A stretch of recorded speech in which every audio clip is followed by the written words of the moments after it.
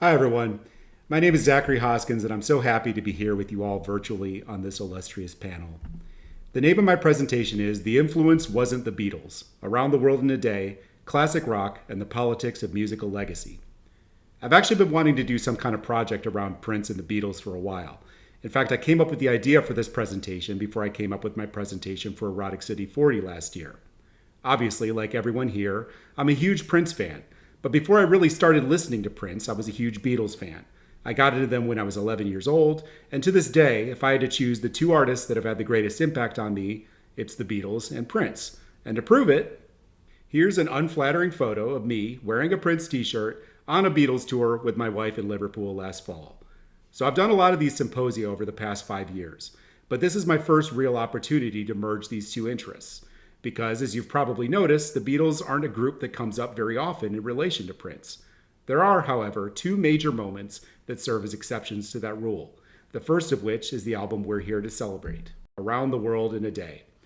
Prince released Around the World in April 1985, less than 10 months after its predecessor, the transmedia commercial juggernaut that was Purple Rain. As a follow-up to the album and film that made him a superstar, this was a very deliberate departure, leaving behind the precision-tuned pop hooks of its predecessor for a denser, murkier, less radio-friendly sound inspired by the psychedelic rock and soul of the late 60s. Critics noticed the change right away, and more often than not, they attributed it to the influence of, guess it, the Beatles. Comparisons between Around the World and the music of the Beatles, specifically their epochal 1967 album Sgt. Pepper's Lonely Hearts Club Band, dominated the critical response to this album from its earliest mentions in the music press. In a preview of Around the World from the April 11, 1985 issue of Rolling Stone, writer Michael Goldberg invoked the Fab Four no less than 3 times, describing Paisley Park as a buoyant rocker, reminiscent of Strawberry Fields Forever, Raspberry Beret as another track that recalls the Beatles' psychedelic period, and Pop Life as another Beatles-influenced number. Nor was this outbreak of Beatlemania limited to Rolling Stone writers alone. The New York Times' Robert Palmer wrote that Around the World is ambitious, complex, and stylistically diverse, but at the same time a unified whole, a concept album in the tradition of such 60s classics as the Beatles' Sgt. Pepper's Lonely Hearts Club Band. John Millward of USA Today broke ranks slightly with his peers, arguing that the album doesn't resemble Sgt. Pepper so much as the Beatles' other 1967 LP, Magical Mystery Tour. Meanwhile, Robert Hilburn of the Los Angeles Times made the Beatles connection the entire thesis of his review, opening with the lead, "How naive of us to have thought last year that Prince was merely trying to duplicate the superstar status of Michael Jackson. Prince's real target, as suggested by the new Around the World in a Day album, appears to be the artistic legacy of the Beatles." So pervasive were these comparisons that when Prince gave his first press interview in almost 3 years to Neal Karlen of Rolling Stone, ironically the publication that started this line of discussion in the first place, he took the opportunity to address them head on. During the interview, Karlen asked, "Does it bother you when people say you're going back in time with Around the World in a Day?" To which Prince responds, "No. What they say is that the Beatles are the influence. The influence wasn't the Beatles. They were great for what they did, but I don't know how that would hang today." Now, as you can imagine, as an avowed fan of both Prince and the Beatles, that quote has always struck a chord with me. For one thing, they were great for what they did is, objectively, a masterclass in shade.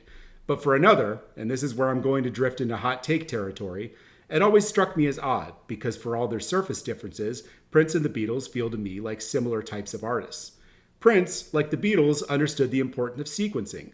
Both artists' albums were crafted with intention as complete experiences, with the Beatles, their producer and engineers, pioneering techniques Prince would later adopt. Sgt. Pepper, for example, was the first pop album to be mastered without silent gaps between each track, something that should sound familiar to any fans of Prince's Lovesexy. Both Prince and the Beatles were also masters at implying the existence of a larger aesthetic world that extended beyond the tracks pressed on a vinyl record. The Beatles were innovators in immersive album art.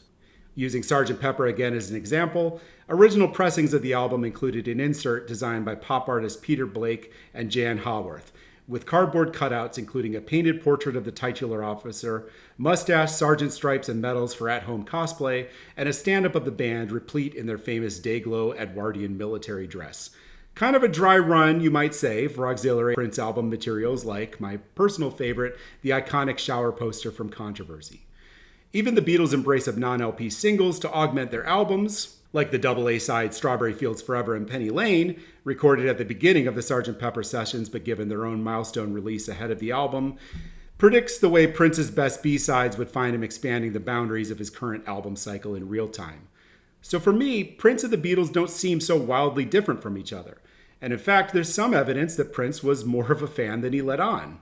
In Morris Day's 2019 memoir, On Time, A Princely Life in Funk, Day talks about the listening habits he and Prince shared. He writes, "There were nights when Prince and I did nothing but sit around and listen to the Beatles. He talked about Sgt. Pepper's Lonely Hearts Club Band as a revolutionary record. He loved how the Beatles, like Miles Davis, were able to reinvent themselves. He knew that in pop culture, where tastes shift like the wind, reinvention is the key to sustaining success." Meanwhile, in Dave Hill's 1989 biography, Prince, A Pop Life, the Beatles also come up as an early influence on Prince and his teenage band, Grand Central. Hill quotes Grand Central percussionist William Hollywood Doty, who asserts, "We didn't even listen to radio stations, just listened to records. James Brown, Wilson Pickett, the Beatles." Prince himself seldom name-dropped the Beatles, but in a 1997 AOL Live chat, he responded to a fan who asked if they were an influence. "I cannot lie. When You Were Mine was written in a hotel room in Birmingham after listening to John Lennon sing." Somehow, though, by the 1999 era, Prince was no longer acknowledging the Beatles.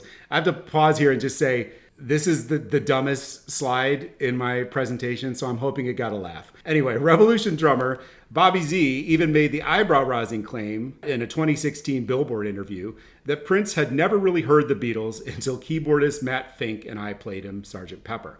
He later elaborated to music writer Annie Zaleski, "Matt and Des Dickerson and I were sitting in the back of the tour bus and we were listening to Sgt. Pepper. Prince said, 'What's that?' We said, 'That's Sgt. Pepper.' He went, 'The Beatles.' Really?"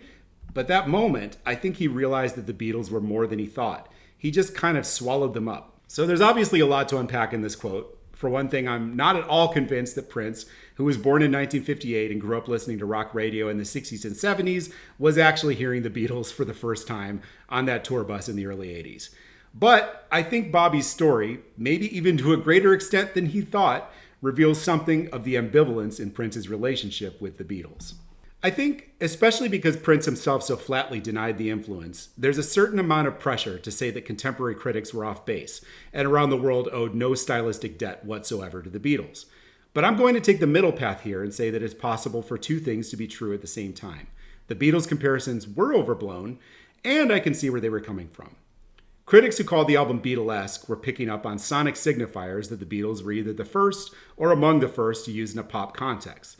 The title track's sitar-like keyboard textures and generally exotic instrumentation evoke the Beatles' early adoption of classical Indian music. The Yamaha DX7 flute patch in Paisley Park sounds a bit like the Mellotron, an early sample-based synthesizer used prominently on Strawberry Fields Forever and other tracks. Pop Life makes conspicuous use of both backwards recording, a technique pioneered by the Beatles on their 1966 album Revolver and B-side Rain, and musique concrète, an approach to composition via sound collage that the Beatles famously employed on tracks like I Am the Walrus from the aforementioned Magical Mystery Tour.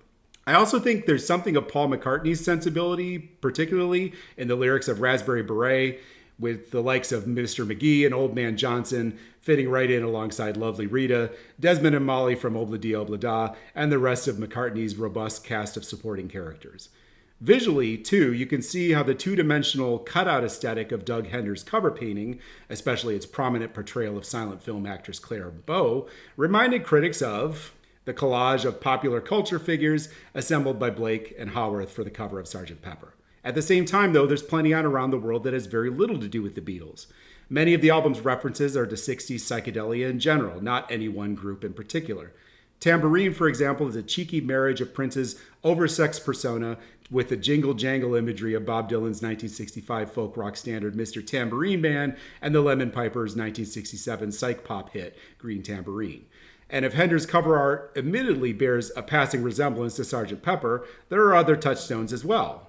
Like Michael Cooper's more sinister psychedelic imagery for Their Satanic Majesty's Request, another 1967 album by the Beatles' early friends and rivals, the Rolling Stones.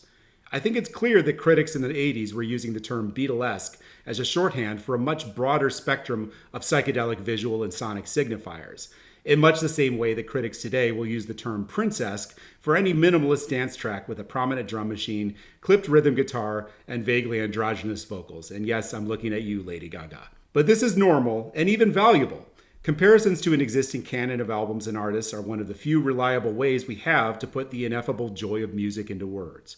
Where it all falls apart is that a single reference point, even one as big as the Beatles, can't tell the whole story. With Sgt. Pepper, the Beatles and producer George Martin created a potent brew of imported American rhythm and blues, English music hall, European and Southeast Asian classical music, pop art, and the burgeoning drug culture. Around the World took this already heady blend and stirred in a heaping dose of African American gospel, jazz, and funk, not to mention an additional 20 years of technological advances and a splash of Prince's own idiosyncrasies.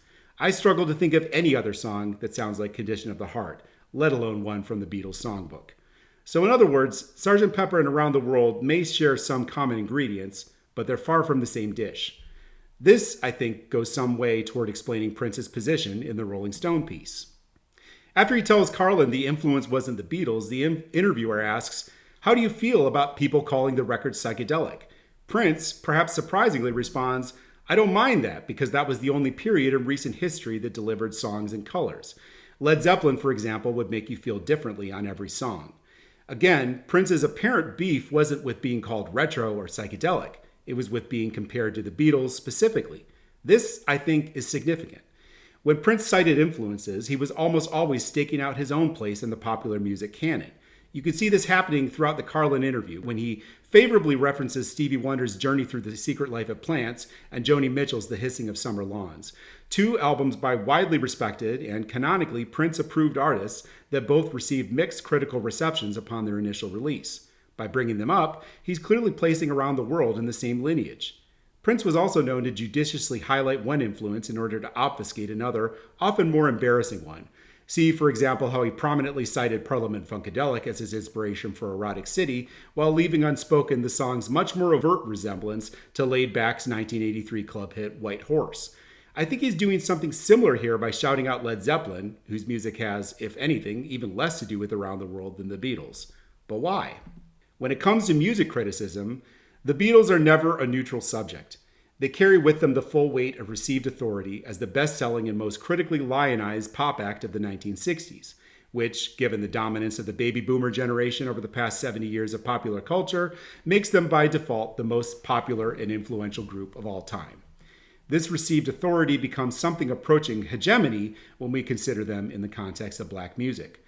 It's worth noting that for all their well-documented dominance of the US pop charts in the 1960s, an original Beatles recording never placed on a chart documenting the purchasing habits of black music listeners. And while it isn't extensively documented in formal literature, there is a definite current of thought within the black community, among musicians in particular, that sees the group primarily as a pale imitation, both literally and figuratively, of black American rhythm and blues. An unusually high-profile example of this position could be seen in Quincy Jones' interview with Vulture, one of a handful of infamously no-holds-barred early 2018 press appearances that found the legendary producer, composer, and arranger describing the Beatles as the worst musicians in the world and no-playing motherfuckers. Of course, Jones's opinion isn't a universal one. Black people don't monolithically hate the Beatles any more than white people monolithically love them. In fact, one of my favorite moments from last year's Beatles 64 documentary, the latest of many recontextualizations of the Maisel brothers' iconic footage of the Beatles' first visit to America, is when the film crew goes up to Harlem and asks the locals what they think of the new arrivals from the UK, prompting responses that cover the full gamut from positive to ambivalent to bewildered. But my point is that it makes sense for Prince, who was never less than acutely aware of his position as a black artist in a white-dominated culture, to have an ambivalent relationship with the notion of those four conspicuously white lads from Liverpool as the undisputed geniuses of 20th century pop. This ambivalence makes even more sense when we consider that Sgt. Pepper is broadly considered to be one of the albums that hastened the metamorphosis from rock and roll, a genre near exclusively derived from the innovations of black musicians, to the decidedly more white-coated genre of rock. And at the precise time that Prince was denying their influence on Around the World in a Day, the Beatles and other icons of 60s and 70s rock were actively undergoing a process of canonization that would cement this transformation for good. In the early 1980s, in a bid for the aging and increasingly lucrative baby boomer demographic, album-oriented rock stations in the US had started to sprinkle familiar hits from the past 2 decades into their playlists. By 1982, Lee Abrams, the broadcast media executive widely credited or blamed for transforming freeform progressive FM radio into the heavily programmed, playlist-driven model that remains dominant to this day, had introduced a format he dubbed timeless rock, combining contemporary AOR with rock hits from the 60s and 70s. Finally, on April 15, 1985, exactly a week before the release of Around the World in a Day, 92.7 WMMQ in Charlotte, Michigan became the first commercial radio station in the country to officially adopt the classic rock format. This is actually the classic rock station I grew up with in the 90s, although it had moved to the frequency 94.9 by then. And I'm willing to bet the playlist had barely changed in the ensuing decade. Classic rock was and is an inherently conservative format, reducing the barrier-bursting explosion of creativity that actually occurred in the psychedelic era to a stultifying short roster of reliable, overwhelmingly white warhorses. The aforementioned Beatles and Led Zeppelin, the Rolling Stones, The Who, maybe some Jimi Hendrix experience if you're lucky, but definitely nothing from Band of Gypsies. It's important to remember that, while no utopia, the music world was actually less segregated in the late 60s than it was in 1985. Groups like Sly and the Family Stone were interracial in both membership and aesthetic, blending soul and nascent psychedelic rock to invent funk. Ike and Tina Turner covered the Beatles and opened for the Rolling Stones. Miles Davis opened for Neil Young and Steve Miller, the latter of whom, by the way, Miles later called a non-playing motherfucker. By reducing the diversity in every sense of late 60s rock music to the output of a few dozen white men, classic rock, as a concept, effectively erases black musicians from a genre of their own creation. In a July 1991 piece for the men's magazine Details, longtime Village Voice critic Robert Christgau called out this resegregation, writing, "For all the mistrust and bitterness that's ensued, the 60s were when the black people who were America's greatest musical, not to say cultural, asset were accepted, more than in theory, if less than in fact, as equals. But where once rock and roll was in the forefront of the educational process, now it struggles to keep up. Because in the official rock pantheon, the Doors and Led Zeppelin are great artists, while Chuck Berry and Little Richard are primitive forefathers, and James Brown and Sly Stone are something else." Ignoring for the moment Christgau's hand-waving asides, which can't do quite so much heavy lifting now after an additional 2 decades of regression in race equity, I think this unlocks the real reason behind Prince telling Karlen the influence wasn't the Beatles. Not that Prince was consciously making a statement about classic rock radio, of course, but I think he did implicitly understand that the canon propping up the Beatles as great artists was the same as the one pushing his own heroes, like Brown and Stone, into the something else category. And given this choice, he'd rather align himself with something else. The trouble is that even pushing back against a cultural force as big as the Beatles ultimately only serves to reify it. And this is part of the paradox of Around the World in a Day. By insisting the influence wasn't the Beatles, Prince ensured that the group would be mentioned in the same breath as his album until the end of time. But if we're talking about the Beatles and Prince, we obviously have to end with the other big moment I mentioned earlier, which is, of course, his performance of While My Guitar Gently Weeps at the 2004 Rock and Roll Hall of Fame induction ceremony. We all know the story. We've all gotten a video from our friends and family members who know we're into Prince. Prince was being inducted to the Hall of Fame, an institution co-founded by longtime Rolling Stone publisher Jan Wenner and steeped in classic rock ideology, on the same night as the late ex-Beatle George Harrison's induction as a solo artist.